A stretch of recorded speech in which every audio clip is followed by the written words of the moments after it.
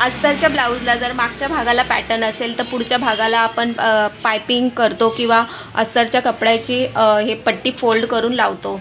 कपडा असेल तर कपड्याची पायपिंग आपल्याला करता जर येत नसेल तर ही अस्तरचं असं 1.5 इंचाची पट्टी घेऊन ही डबल फोल्ड करायची आणि थोडंसं पुढे सोडायचं किंवा हा कपडा असा दुमडून पण घेऊ शकतो आणि अशी 1/2 इंचावर शिलाई मारत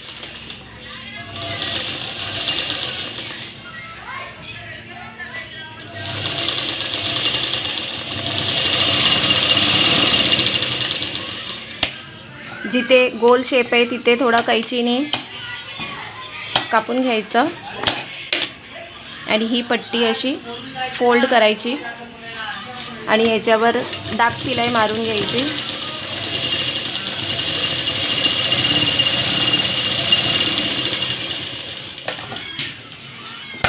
एक्स्ट्राचा कपडा जर बाहेर येत असेल तर तो कापून घ्यायचा आणि ही पट्टी पूर्ण आतमध्ये फोल्ड करून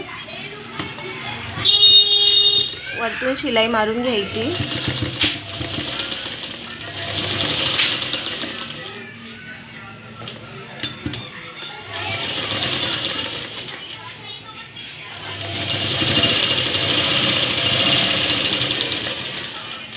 अशा प्रकारे पट्टी लावली तर आपल्याला हेमिंग करायला सुद्धा पडत नाही.